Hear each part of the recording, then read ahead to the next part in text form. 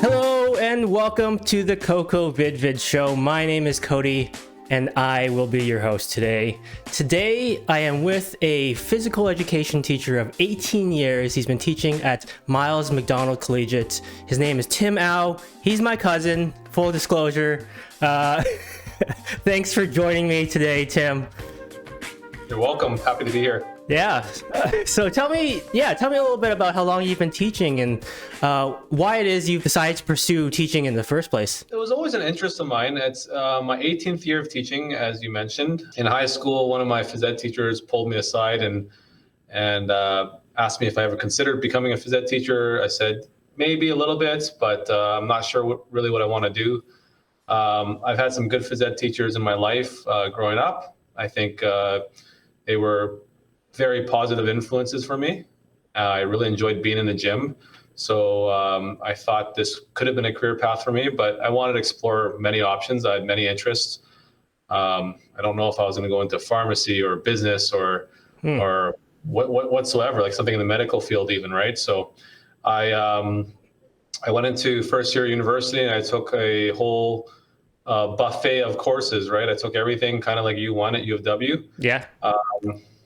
And I even took a coaching course. I tell a story about how things happen for a reason. I really love the sport of volleyball.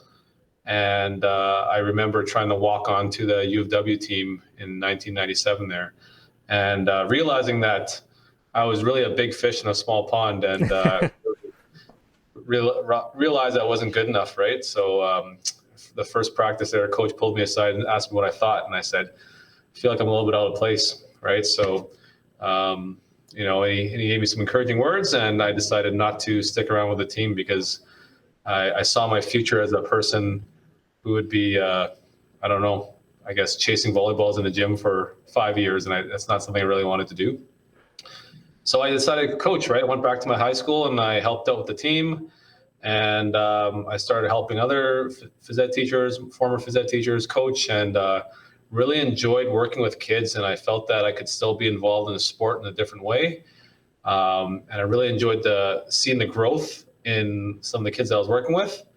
So my second year of university, I switched everything and I went into education, and I was never looked back. I noticed that you do a lot of community work outside of school with your students and with your community. Could you tell me a little bit about that? Could you go over some of what kind of activities you've done there?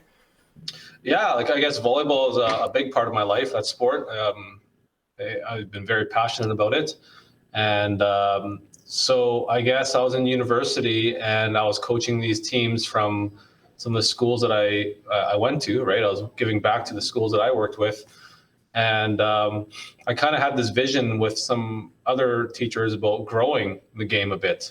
And I wanted to provide opportunities that wasn't really there for me as a kid.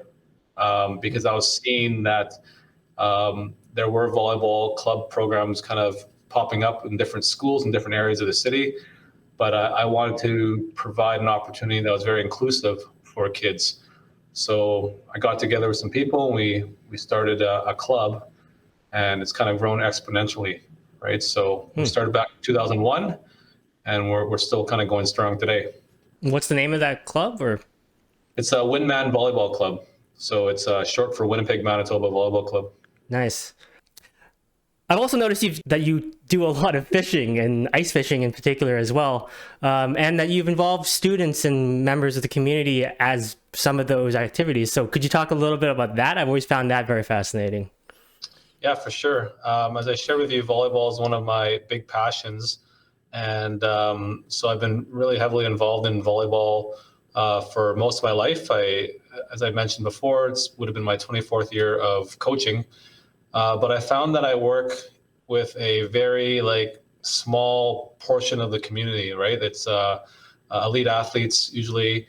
And I really wanted to be more inclusive and do something for my school that, hit a different population of the school. We started a fishing club, and really at first it was to get kids involved in the sport of fishing and just to get them out. But then, I had another friend of mine, a colleague that I worked with, we talked about some different ideas about it, and we wanted to grow the idea a bit more.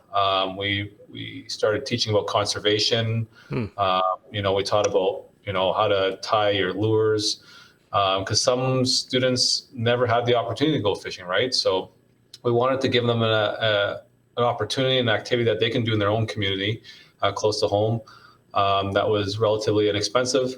But we also want to teach them about conservation and the environment. So in May, when the fishing season opens, I take students out to Lockport, Manitoba after school, and we spend an evening fishing, and then we clean the shorelines after, right? So Oh, wow.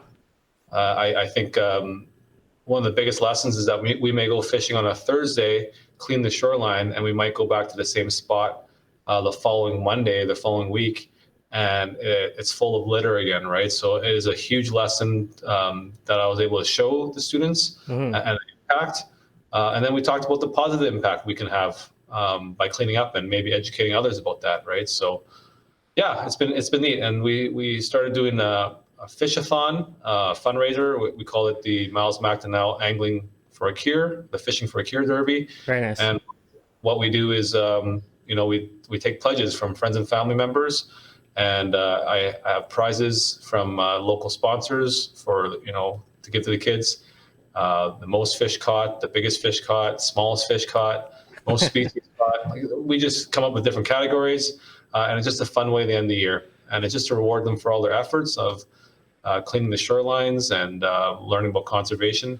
But we're also raising money, right? And when we have local sponsors, we're able to give 100% of the proceeds to charities of our choice. So teaching a little bit of philanthropy as well, right? So, yeah. For sure. That sounds really cool. I actually didn't know a lot about a lot of that before. Yeah.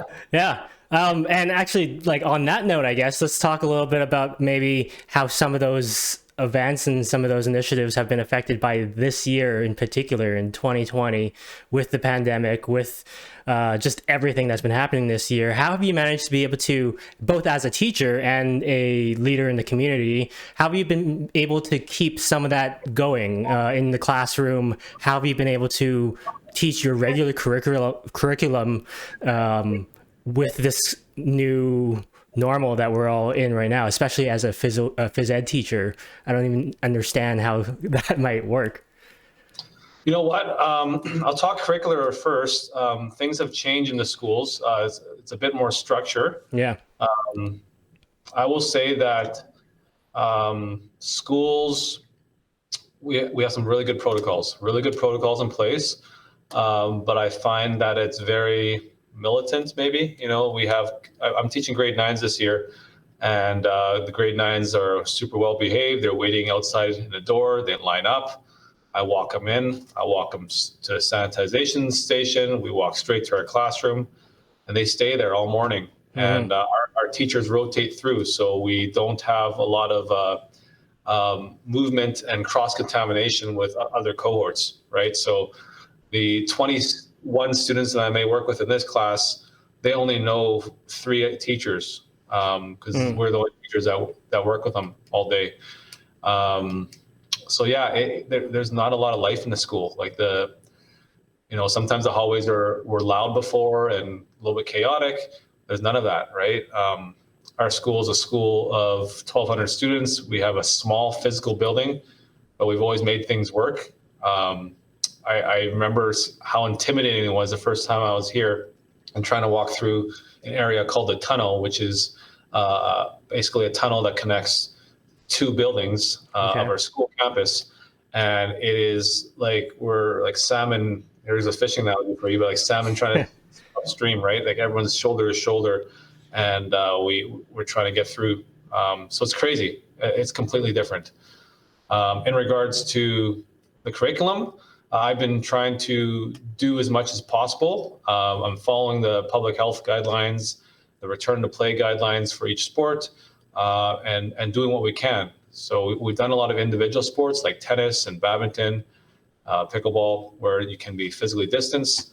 We're doing some fitness videos that we're doing because I want to teach kids, Are you actually still in the gym area, or are you?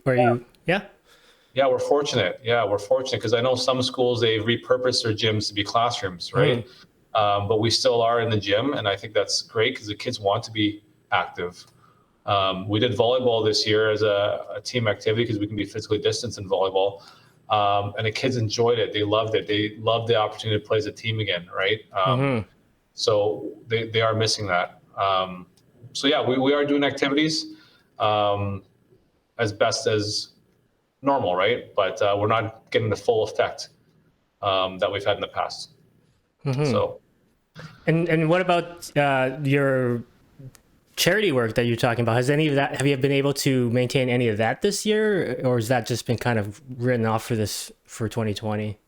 yeah, so last spring we didn't do the angling club because we usually start in the spring, right after spring break. We start doing the classroom lessons where I work with the kids and talk about knot tying, and we teach them about lures, we teach them about the regulations, how to purchase a license, all that. But then we couldn't do any of that because school was remote at that point. This year, my school division has decided to not have any extracurricular activities for this year. So we aren't having anything. Could I do a virtual angling club? I possibly could, yeah. But it's more difficult to set up sometimes. But Okay. yeah. Yeah, and just how, as somebody who's been involved with kids for so long now, and seeing the communities and seeing I imagine the relationships that the students have among each other, have with their students, and they build through school and through all that extracurricular stuff. Have you noticed an impact on that this year? Have you noticed just socially what kind of impact it's been having on the students? I think so. Like we had a spirit week, and I teach grade nines, and I found that the participation and buy-in is kind of low. Yeah. It's been our second spirit week this year, and it's the second one we had more participation, right? Only because I figure in grade nines, their first year at the school, they're not sure how to act. But in a normal year, they would have been able to walk the halls and see that this is our school culture, that we accept this, that everyone dresses up. And then there's a big gym riot in the gym where we have different activities, and it's loud, and everyone's sitting shoulder to shoulder and screaming and having a good time, right? So they haven't seen that, and I think that they don't know how to act, right? We can show them videos or photos from previous years, but it's almost like we're teasing them then, right? Like this is what we could have been a part of. So it is a balance for sure. But I can see that the students socially are impacted because I know of some grade nines who may have come from a smaller school and not know many people, and they're assigned in a classroom with 20 other students that they don't know. And it's difficult to get to know as well because we're not doing a lot of group work at all. So it is different for sure. So on that note, with this year and how everything's been changing, what were some of the first signs you noticed professionally or personally that COVID was changing everything and that this year was going to be a different one? Well, it's funny. I remember hearing about this COVID flu happening overseas. And then I remember seeing a news release that it has landed in BC. There were a couple cases. And it just so happened that at the end of January, I accompanied my daughter and her ringette team to BC. And, I kind of looked at the news and thought, okay, well, what is this? And then jokingly, I have a photo. My daughter brought a mask, and she happened to have a medical mask that she took from our experience last summer when we traveled to Switzerland. We did a family vacation in Switzerland, and we stayed at a Japanese boarding school, which I accompanied 4 students to from my school. It's just an exchange program that we do every year, which I miss because it's something that we haven't been able to do. Sure. But anyhow, my daughter had this mask and she wore it, and I thought, man, she's being silly here, right? But if I think about the reasons why she had the mask, you know, the Japanese students at this boarding school, whenever they were sick, they put on a mask so that other people wouldn't get sick. Right. And Western culture here, we may not think, like, we thought that was kind of odd, probably, but the Asian countries, they knew that's how they protect others. So anyhow, she wore this mask in BC, and she's sitting in the airport wearing it as, I don't know if she's being a goof, like her dad would be at that age.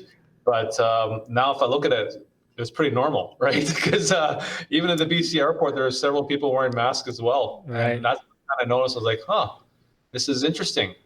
And then if we fast forward to March, as we hear more and more cases popping up, and I'm hearing about the seriousness of the NBA shutting down and then maybe the NHL. I happened to be at school. It would have been Thursday, the March 12th, and we were hosting basketball provincials. And so I was the host, and I was getting the gym cleaned up, set up, made myself a quick supper because I was, pumping myself up. I was going to be on the PA introducing the athletes and getting the programs all set up. It was going to be a big event. And somebody sent me a text message saying, check your email, and this is at 4:45, and people were showing up at the gym for 5. And it was from the Manitoba High Schools Athletic Association. And it said that due to the COVID pandemic, or it wasn't a pandemic yet, but due to the health concerns, we are shutting provincials down. Wow. To be announced, right? And so I didn't know what to do. I had to walk into the hallway, and I had to explain to these athletes that the provincial championships have been canceled and they're to go home. And there's a lot of confusion about it. And that's when it felt real to me, right? I knew something was wrong at that point. And I remember, and it sounds silly, but I went into my office and I kind of choked up, and I might have shed a couple tears because I thought about these kids just confused because, we had practices going on in the gym at the same time. And I remember telling my varsity boys and varsity girls coach, who was prepping their teams for that weekend as well, I said, provincials are canceled. You'll have to tell your athletes, right? And everyone was in shock. And like I said, I was in my office and I choked back some tears. I was pretty upset because I felt like, wow, yeah, this is real. This is happening. And I didn't know the extent of it, right? And that was just the tip of the iceberg when everything was kind of showing up. It was, yeah. And that night, because, I was going home now at 5:30 versus 10:30 at night, I said, well, I'm going to go to Costco and pick up some groceries. And I just remember seeing the panic, and there's a lot of people loading up and stuff. And I thought, holy smokes, like, what is happening here? So yeah, that's when it hit me that this was all real. But yeah, I still, like I said, I remember that day vividly because, like I said, I was upset, and I was upset because I was disappointed for the kids, but I also knew what's going on and what's happening. It was just scary, right? So I was a little emotional that day because I wasn't sure what was going on. Yeah. Yeah. Do you remember how the students reacted? Like you said, they were confused. Like, was there any anger? Was there resentment, or did? Yeah, the kids were confused, I think, when I first told them. That the next day was Friday the 13th, March 13th, and more announcements were coming from the government. The Prime Minister was on the news daily, and the next week we still had school, but every day I noticed that people were taking it seriously, and there's less people in class every day. So that, and then the school board was making some quick decisions, and then we realized that the Minister of Education and the Premier, closed schools to remote learning at that point, right? So it was a couple weeks of panic there and confusion and having to figure things out. Yeah. I would say that as a positive, as a teacher, I think that it allowed us to relook at our curriculum. I was comfortable delivering courses online already. I did teach a course online before. Hmm. So it was a simple transition for me. If anything, it allowed me to look at some of my units that I was teaching and look at different ways to teach it and engage students remotely. And I'm still doing that now. So, which is a positive for sure, is that I'm relooking at my curriculum and redesigning it as well, right? So Yeah. that's one positive.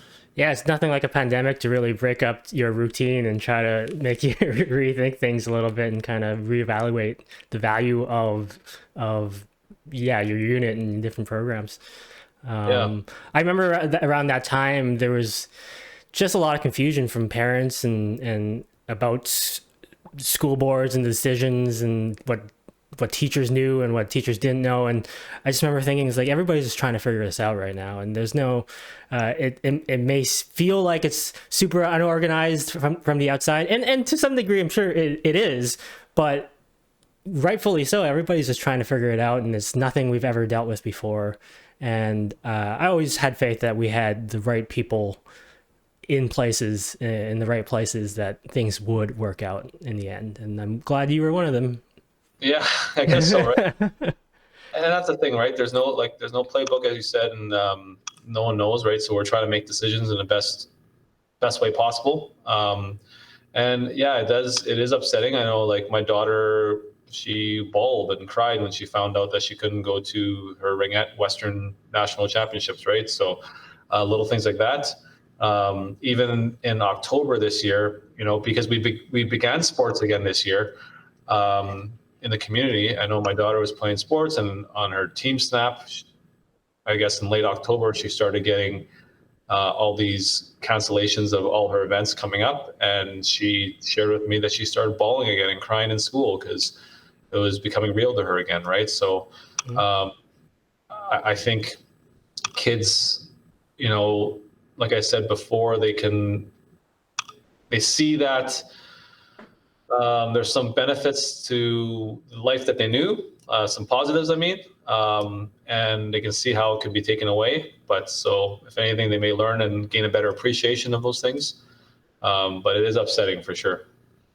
And what kind of, do you think that it's enough of an impact that it'll have a lasting long-term effect from this year? Or do you think we can make up for it in future years with, or do you think it's just something like that in future years, going back to normal, getting the old socialization and back together? Do you think that'll make up for it? Or are we going to have to make an extra effort to really try to build that culture again among students? I think that, like, a vaccine is coming, and I feel like that is our hope right now, Yeah. that we can return to normal. Because I do believe right now there's transmission happening, either in the community or in schools right now. We're wearing masks, but we're doing our best that we can. But people are still getting sick, right? And I understand that we want to make sure that everyone's safe. So until we get to a point where we can be safe and take part in some of these activities again, go to concerts, go to Jets games, Bomber games, etc. I think we can get to that point. I think that is kind of like a pause. That's the way I look at it. I think It's a pause, and that we're able to get back to what we considered normal before. I sure hope so too. It feels like a weird year for everybody in every single way. I mean, on that note, do you feel like this year could have any positive outcomes? Maybe extra, aside from obviously maybe extra focus on hygiene and all that, is there anything positive that might have come out from this pandemic and on the culture and on the students? I think there is a good lasting impact on, like, I feel as though people are kind of understanding what we've had and have gained a better appreciation. We're able to reconnect with family, perhaps. I see a lot of people being active in the outdoors, looking for things to do. These hiking trails are full. The ice fishing is something that I've been, like I said, passionate about for many years. Right. When I first started, there wasn't a lot of people who did it. The technology has gotten better for sure, so it is more accessible for people to pick up.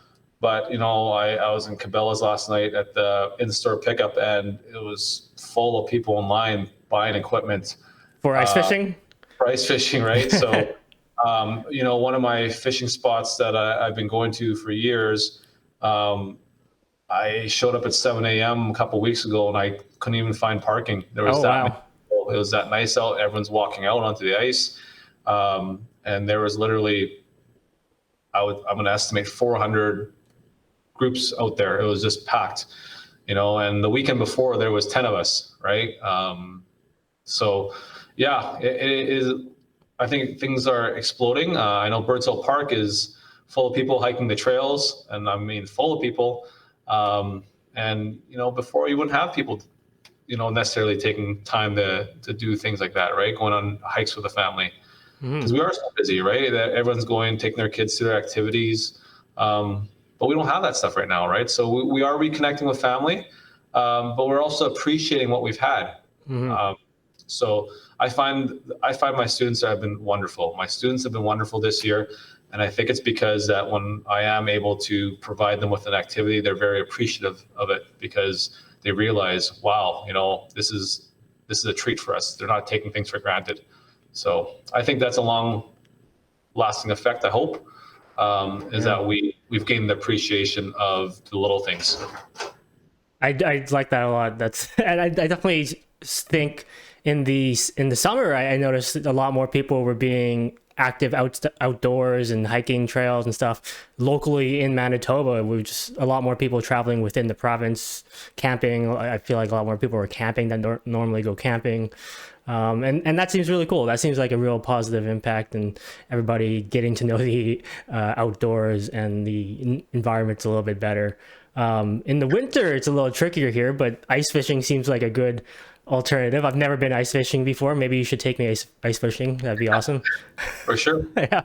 Is there anything, do you have any other tips or any other recommendations to stay active during the winter season? We have so much limited sun in the winter, and maybe something at home or going out. I don't know what you can do, but did you have any? Yeah, for sure. Sorry to interrupt there, but I would say for sure it's as simple as going out for a walk every day, right? And just taking advantage of when you do have some sunlight and getting out there and walking, and even walking in the darkness. I told my students there is no such thing as bad weather. There's only bad clothing choices, right? So I think you can find ways to find layers and bundle up, and you can be active outside, right? To an extent, right? So get out there and do something as simple as walking, get the fresh air. I think it's important. Build a snow fort, go tobogganing, skating. I think I hear the outdoor rinks are opening up. Cross country skiing has been big, from what I understand. There's a lot of people buying equipment this year. So I think getting outdoors is one thing. It's as simple as going for a hike too, in the woods. You can do that as well, do the trails. But indoors, there's so many different fitness apps that you can download now. Technology is great. YouTube has great videos, and they have them for all levels, right? So I think it's important to just be a little bit active, right? And take care of our bodies, because we are sitting down a little bit more. Mm-hmm. And I would highly encourage everyone to just find 15 minutes a day to just do something a little active. Those are some real solid words of encouragement, and probably some that I could take personally into heart. Because it's been tough. It's been tough this year to try to find ways to stay active at home, and luckily technology has helped with that, and YouTube and all that. But it's taken a toll for a lot of us, and It's really cool to see that some of the people have been taking this time to explore new activities and try new things and getting out there still in the midst of this weird, crazy pandemic that we're in the middle of. Yeah, for sure. Well, thanks for your time, Tim. Thanks for coming by. Thanks for having this chat with me. Hope you had a good time. Yeah, my pleasure. I think it's been fun. It's nice to talk about things, right? So. Well, that's it for today's episode of the Coco VidVid Show. I'd like to thank Tim again for dropping by, having a wonderful conversation. If you haven't checked it out yet, please check out last week's holiday special. I think you'll really enjoy that one. I put a lot of work into that. If you like this, hit like. And if you'd like to see more content like this, hit subscribe. And if you'd like to get in contact with me, leave a comment down below or send me an email at cody@cocovidvid.com. Thanks for watching. See you next time.